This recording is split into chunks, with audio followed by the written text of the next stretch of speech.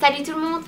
Aujourd'hui j'ai décidé de vous faire une vidéo un peu différente et de vous filmer mes 15 conseils pour les personnes qui partent en vacances à la montagne parce que bah oui, on est en plein dans la saison. Comme je partais souvent au ski avec mes parents quand j'étais plus petite, je me suis dit que j'allais vous faire profiter de mes expériences car au fur et à mesure des années je me suis rendu compte des choses qu'il ne fallait absolument pas oublier et je me suis dit que comme ça je pourrais vous aider si vous partez au ski, en vacances de neige, à la montagne pour la première fois, ou même si vous avez l'habitude mais que vous avez tout simplement peur d'oublier quelque chose, cette vidéo est pour vous. Alors tout d'abord, et ça c'est mon conseil numéro 1 parce que c'est le plus important, protégez votre visage quand vous êtes à la montagne parce que le soleil se reflète sur la neige et du coup vous bronzez 2 fois plus vite que quand vous êtes en vacances au soleil. Donc vous attrapez super rapidement des coups de soleil et qui dit coup de soleil dit vieillissement plus rapide de la peau. Alors je sais, hein, si vous avez 15 ans, vous vous en foutez, vous vous dites je vais rentrer bronzée, c'est génial. Mais quand vous aurez 10 ans de plus, vous vous rendrez compte que vous n'avez pas envie d'avoir l'air d'en avoir 50 quand vous en aurez 30. Bref, prenez soin de votre peau maintenant et surtout, quand vous partez au ski, vous prenez tout le temps des lunettes parce que oui, vous avez mal aux yeux. Et le soleil, le bronzage va vous donner de magnifiques traces de lunettes qui vont vous faire ressembler à un raton laveur. Et franchement, qui a envie de ressembler à un raton laveur quand il rentre de vacances? Pour prendre soin de votre peau, ça dépend un petit peu de la couleur de peau que vous avez déjà et de la qualité de votre peau.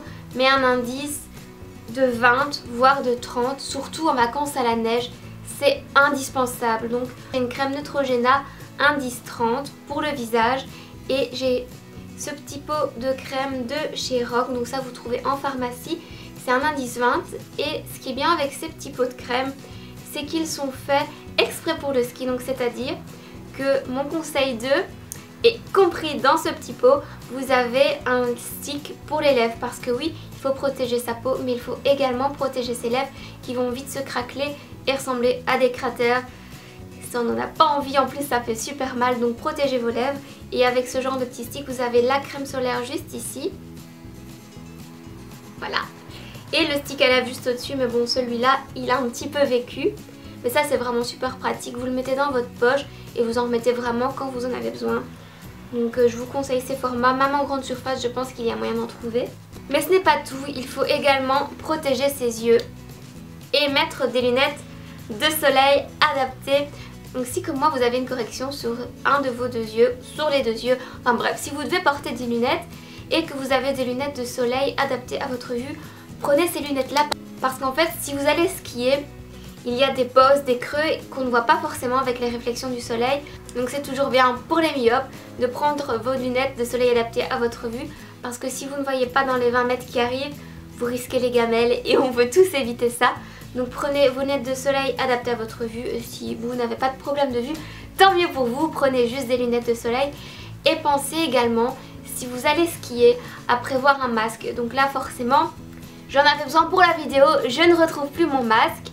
Donc les masques, hein, vous savez ce que c'est des gros masques comme ceci. Parce que si vous avez une journée de brouillard, une journée où il y a une mini tempête de neige, sans masque, vous n'allez rien voir du tout. Ensuite, on est toujours sur notre visage avec mon conseil numéro 4 et c'est se protéger les oreilles. Bon, je vous dis pas de mettre un petit bonnet chat, mais bon, c'est celui que j'avais sous la main et il est vraiment trop adorable. On va passer maintenant aux conseils plutôt vestimentaires. Ça, c'est des conseils qui s'appliquent si vous allez faire du ski ou même si vous allez faire de la randonnée. Sachez que si vous n'avez jamais fait de ski, vous allez devoir vous trimballer avec des bottines qui pèsent je sais pas combien, qui sont vraiment pas pratiques pour marcher. Vous allez devoir vous trimballer avec vos skis, avec vos sticks. Et donc il faut vraiment faire en sorte que la tenue vous aide à pas galérer encore plus.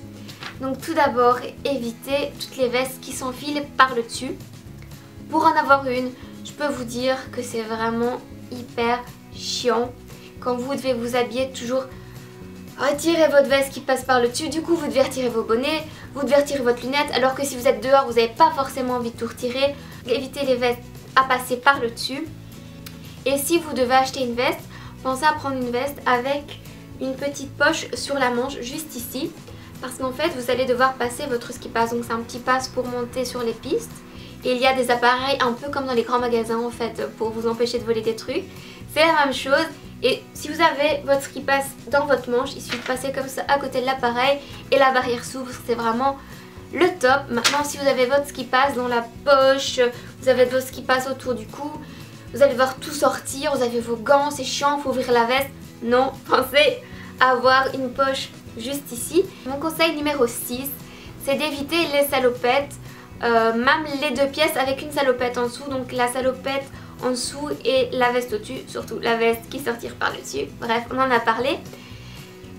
Évitez parce que vous avez un besoin pressant sur les pistes. Avec votre salopette en dessous, il va falloir que vous retiriez votre veste, que vous retiriez un petit peu tout ce que vous avez, vos gants, tout ça pour faire votre commission alors que vous êtes pressé, alors que vous avez vos bottines de ski, alors que bon, c'est peut-être pas très propre dans ces toilettes, on n'a pas envie d'y rester très longtemps.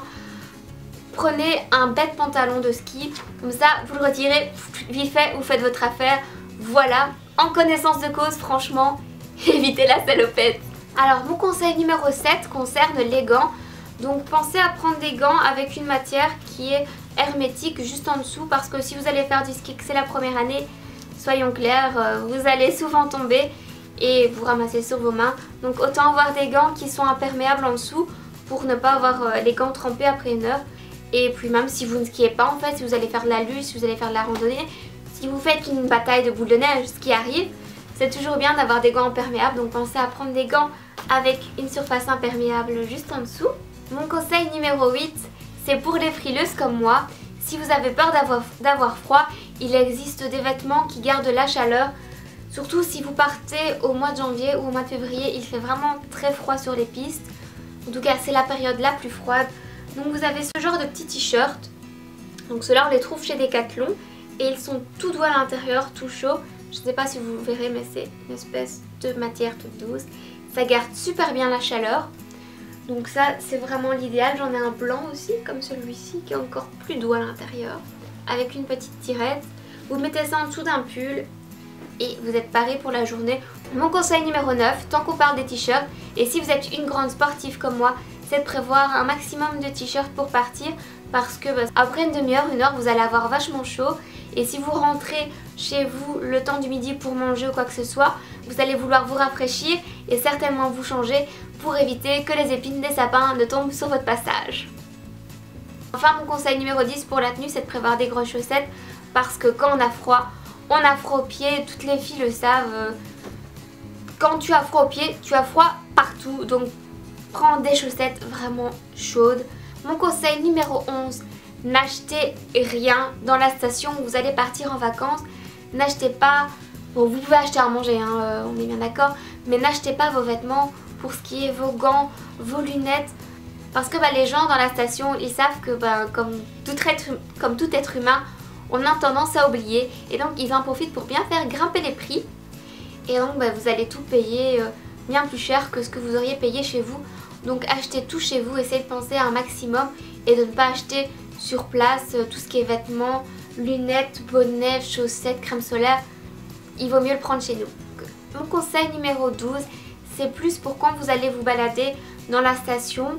Pensez à prendre des chaussures adaptées, parce qu'il risque de neiger, ou même il a neigé, enfin il va faire certainement très humide dans la station. Donc si vous avez des baskets en toile, les baskets elles vont rapidement être mouillées. Si vous prenez des belles bottes en cuir, la neige ça abîme le cuir, ça fait des taches. Donc évitez et prenez vraiment des chaussures adaptées pour marcher dans la neige, des moon boots, des bottes en caoutchouc, ce que vous voulez. Et puis si vous n'êtes pas le genre de personne à aimer faire du ski, vous allez certainement vous balader dans les alentours. Et ce que vous trouvez facilement à la montagne, c'est des centres de thalasso. Donc pensez à prendre votre maillot de bain. On n'y pense pas forcément parce qu'on se dit je vais à la montagne, j'aurai pas besoin de mon maillot de bain. Mais si il y a forcément un centre de thalasso pas loin de chez vous, et même si vous allez faire du sport, ça fait toujours plaisir de se prendre une petite journée pour soi, de se relaxer, d'aller prendre un petit bain en bulle, faire un massage. Bref, qui sait, un maillot peut toujours servir, mettez-en un dans votre valise. Enfin, le conseil 14 et 15 s'applique pour les personnes qui veulent des vacances sportives, donc qui vont faire du ski, de la randonnée. Donc le conseil 14, tout d'abord, c'est de prendre avec vous un sac à dos avec une bouteille d'eau, un paquet de mouchoirs, parce que Je sais pas, c'est peut-être que moi, hein, mais quand il fait froid, j'ai le nez qui coule, genre c'est les chutes du Niagara. Et je suis en train de me moucher toutes les 2 minutes. Donc si je n'ai pas de mouchoir sur moi, c'est la panique. Bref, pensez au paquet de mouchoirs, à la bouteille d'eau si vous avez soif, à une petite collation sucrée parce que ça arrive de ne plus avoir d'énergie. Une petite barre de chocolat, un petit biscuit sucré, ça va vous redonner du peps sur le moment. Et pour les plus économes d'entre nous, vous pouvez également penser à prendre un pique-nique parce que sachez que des restaurants d'altitude, vous allez en trouver. Mais le gars, il paye son loyer super cher pour mettre son restaurant en altitude parce qu'il y en a un ou deux. Donc les prix vont être aussi bien gonflés. Donc si vous voulez économiser de l'argent, évitez de manger dans ces restaurants d'altitude et pensez à prendre votre petit pique-nique avant de monter dans votre sac à dos. Et enfin, le dernier conseil, si vous allez faire du ski ou de la randonnée, que vous avez besoin de matériel, vous pouvez vraiment le louer dans la station. Les gens ont l'habitude de vous conseiller et vraiment écoutez leurs conseils. Et si vos skis vous les trouvez mal réglés, si par exemple votre chaussure sort tout le temps de votre ski ou que vous avez mal aux pieds avec vos chaussures, surtout n'hésitez pas à retourner. Il y a des personnes qui sont un petit peu timides, je sais, j'en suis une, et qui n'oseront pas aller dire voilà j'ai mal. Elles vont préférer avoir mal toute la semaine plutôt que d'aller se plaindre. C'est pas une bonne idée, les gens ils sont là pour ça, ils ont l'habitude. Si vous avez mal, ils vous donneront au nom de père. Ils vous feront rien payer d'ailleurs parce que c'est leur boulot et que ils se sont trompés, ça arrive. Voilà, donc c'était mes 15 conseils pour les personnes qui partent en vacances à la montagne. Ça s'oriente un peu plus pour les personnes qui font du ski parce que je vous avoue, j'ai jamais fait de randonnée. Quoi qu'il en soit, j'espère que ça vous a plu, j'espère que cette vidéo vous sera utile. Et si vous avez aimé, n'hésitez pas à me mettre un j'aime ou à commenter. Et bien sûr à vous abonner à ma chaîne. Et d'ailleurs, s'il y a d'autres conseils que vous avez pour les gens qui vont regarder cette vidéo, n'hésitez pas à le noter en commentaire. Et puis si vous partez en vacances à la montagne, je vous souhaite de très bonnes vacances. Bisous!